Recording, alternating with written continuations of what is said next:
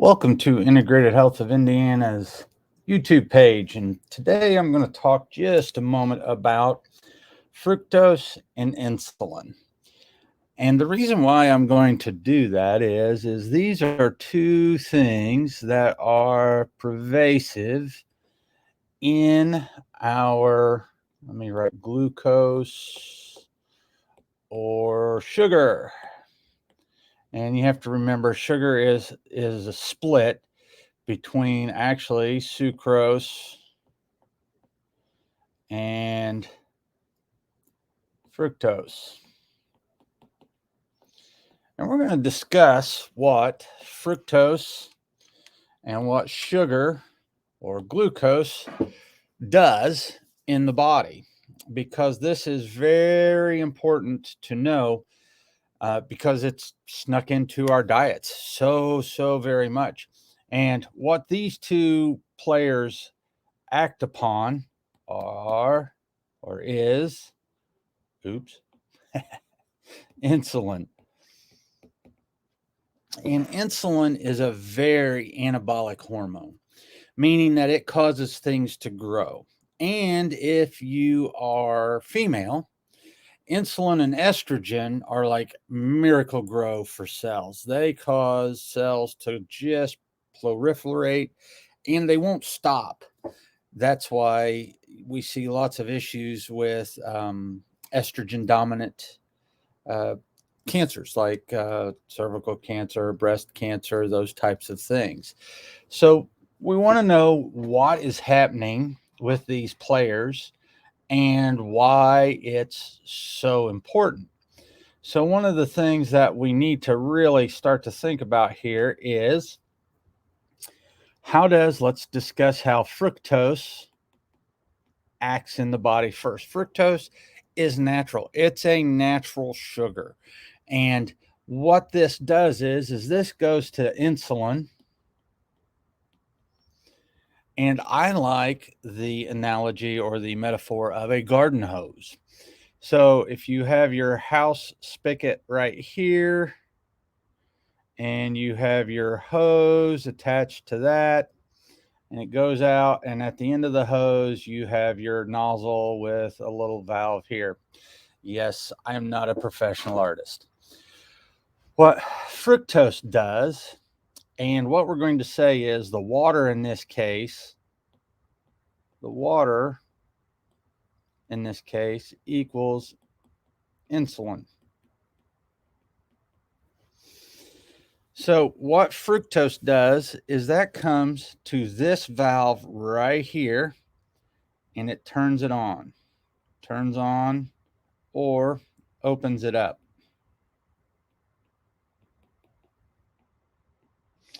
So now this valve is fully on. And think about what fructose does to the human body. When is fructose most available? Or let's go back and think about this. When historically was fructose most available? It was available in the fall, right before winter. And so what happened is we want insulin to be free flowing, because if you go back a few hundred years, what happens is in the wintertime, you're about to go through a prolonged fast.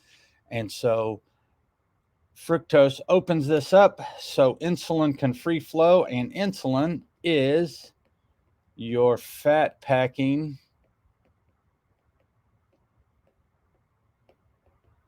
hormone. And when you eat the ripened fruit, that fructose turns on or opens up the insulin.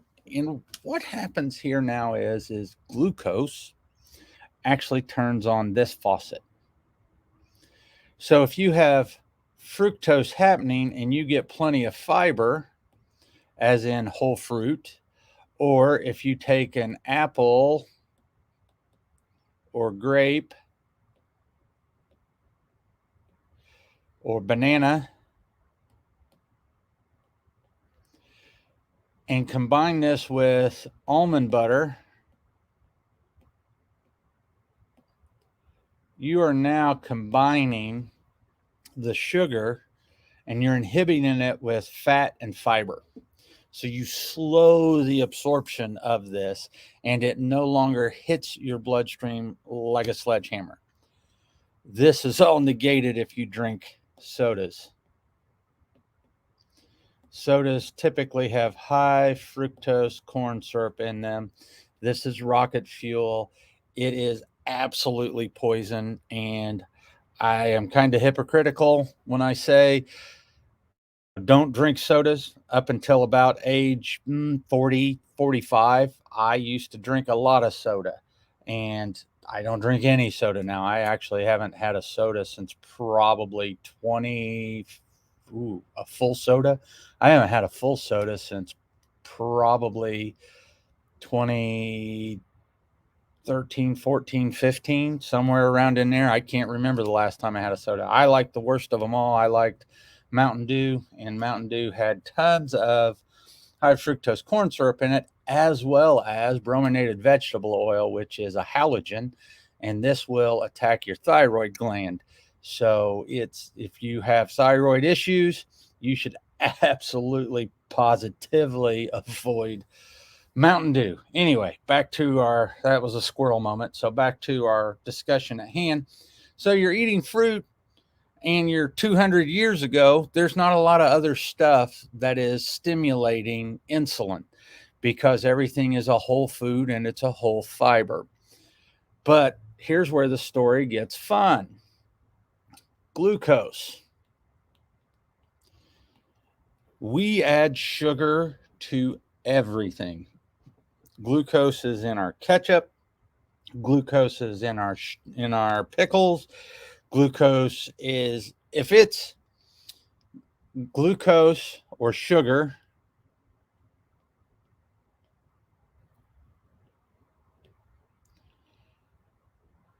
is a preservative. And if you're eating bread, they keep it soft by adding sugar. And so in our analogy, here's the house, here's the spigot, here's the hose, here's the faucet, and here's the valve out here. Okay, back to our house with the water spigot here. Glucose opens that valve up. So glucose opens up the valve at the house. Glucose actually turns on insulin. So if you turn on insulin and you're eating almonds or you eat a lot of protein, a lot of protein will stimulate insulin through the mTOR pathway. So if you are eating a lot of protein, you will turn on insulin, but there's no fructose here. So the body can regulate these itself. Glucose turns off this regulation. Fructose turns off this regulation. So what happens here is insulin is free flowing, and that allows the body to get fat. The other thing that insulin does is insulin is a hormone, and insulin lasts about 3 hours in the bloodstream.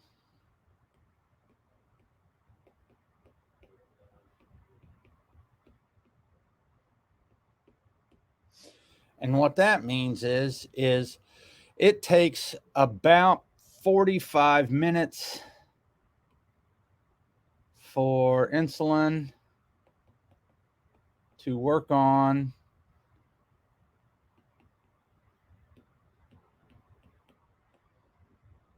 the sugar in the bloodstream.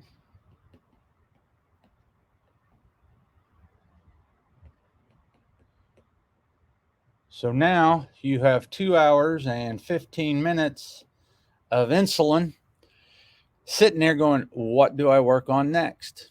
And this is why diabetics start to lose their toes, their feet, their eyesight. They get what is called peripheral neuropathy, peripheral neuropathy. And that's the numbness and tingling and stuff like that, because the insulin goes to work on the fat around the nerve. So that is called the myelin sheath. And it starts to strip that off.